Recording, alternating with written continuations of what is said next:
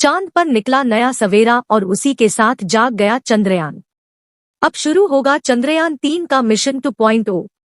इसरो ने एक बार फिर साबित किया कि क्यों उसे दुनिया की सबसे एडवांस स्पेस एजेंसी कहा जाता है। और अब आगे इसरो क्या करेगा यह जानकर आप हैरान रह जाएंगे।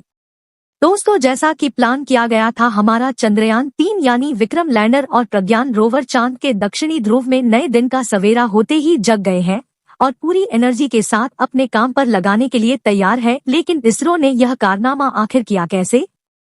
विक्रम और प्रज्ञान को दोबारा नींद से क्यों जगाया गया? अब आगे यह कौन कौन से कारनामे करने वाले हैं, यही सब हम आज आपको बताएंगे, इसीलिए वीडियो को अंत तक जरूर देखिएगा। साथ ही अगर आप चैनल पर नए हैं तो सब्सक्राइब करना बिल्कुल भी ना भूले। दोस्तों, चंद्रयान 3 के लॉन्च होने से पहले इसरो ने इस मिशन का जो प्लान दुनिया को बताया था, उसके अनुसार यह मिशन 4 सितंबर के दिन पूरा होकर खत्म हो जाना चाहिए था। लेकिन आज चंद्रयान को चंद्रमा के दक्षिणी ध्रुव पर लैंड किए 1 महीने का समय बीत चुका है। और हैरानी की बात यह है कि हमारा यह मिशन अभी भी जारी है। अभी की बात करें तो हाल ही में इसरो के वैज्ञानिक ने प्रज्ञान रोवर और विक्रम लैंडर को एक कमांड देकर गहरी नींद से जगाया। आज चंद्रयान 3 मिशन का शुरू हो चुका है, यानी अभी तक चंद्रयान 3 ने जो कुछ भी किया वह सिर्फ इस मिशन का एक पार्ट था और अभी आगे इसकी कहानी बाकी है। ऐसे में यह सवाल उठता है कि यह सब आखिर हुआ कैसे? अगर चंद्रयान 3 मिशन 4 सितंबर को खत्म होने वाला था तो इसे इतना आगे तक क्यों बढ़ाया गया? चलिए इसके बारे में आपको थोड़े डिटेल्स में समझाते हैं। दरअसल बात यह है कि जब यह मिशन प्लान किया जा रहा था तब इसरो वैज्ञानिकों के लिए सबसे बड़ा टारगेट था चांद के दक्षिणी ध्रुव पर लैंड कराना, क्योंकि एक तो इसरो चांद पर सॉफ्ट लैंडिंग करने वाली स्पेस की सबसे बड़ी एजेंसी होने वाली थी। दूसरा कि अभी तक दुनिया का कोई भी देश चांद के इस हिस्से में सफल लैंडिंग नहीं कर पाया।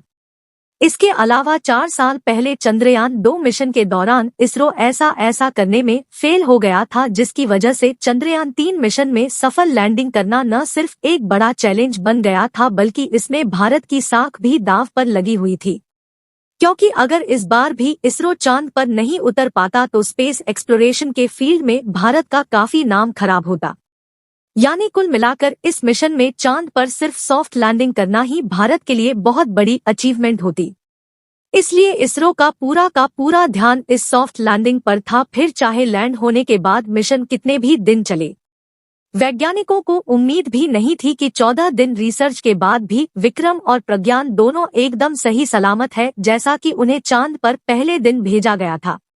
उनके सभी सिस्टम और सारे फेलुड बिल्कुल ठीक तरह से काम कर रहे थे।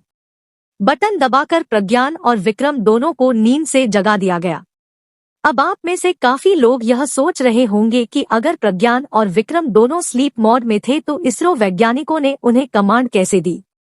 असल में दोस्तों, वैज्ञानिकों ने स्लीप मोड में डालते समय इनके रिसीवर को ऑन रहने दिया था। उन्हें पता था कि स्लीप मोड से बाहर निकलने के लिए इन्हें कमांड देनी पड़ेगी, इसलिए इनके रिसीवर ऑन रखे गए। तो अब प्रज्ञान और विक्रम अपनी नींद से जाग चुके हैं। इनकी हेल्थ चेक करने के लिए कई टेस्ट रन भी किए और नतीजा यही निकला कि उनके सभी सिस्टम एकदम बढ़िया तरीके से काम कर रहे हैं। यानी बहुत जल्द वैज्ञानिक उनके आगे के मिशन का असाइनमेंट सौंपने वाले हैं और उम्मीद की जा रही है कि इस बार इसरो इसे कुछ अलग तरह के टास्क कराने वाला है, क्योंकि इस मिशन में खोने के लिए कुछ नहीं बचा है। इतिहास की किताब में यह मिशन सफल ही लिखा जाएगा। ऐसे हो सकता है कि इसरो प्रज्ञान और विक्रम के साथ कुछ एक्सपेरिमेंट करे जो चांद पर आज से पहले कभी नहीं किए गए। हो सकता है कि एक्सपेरिमेंट में हमारे हाथ कोई ऐसी चीज लग जाए जो चांद के बारे में हमारा सोचने समझने का नजरिया ही बदल दे। लेकिन चंद्रयान 3 चांद पर आगे और कौन कौन सी खोज करने वाला है, यह हमें आने वाले वक्त में ही पता चल पाएगा। तब तक आप हमें कमेंट बॉक्स में यह बताइए कि इस बार चंद्रयान को चांद पर किस चीज की खोज करना चाहिए। हमारी आज की वीडियो अच्छी लगी हो तो इसे लाइक और शेयर जरूर करना, और अगर आप हमारे फेसबुक पेज पर नए हैं तो पेज को फॉलो भी जरूर करें। मिलते हैं जल्दी ही एक और नए वीडियो में, तब तक के लिए गुड बाय।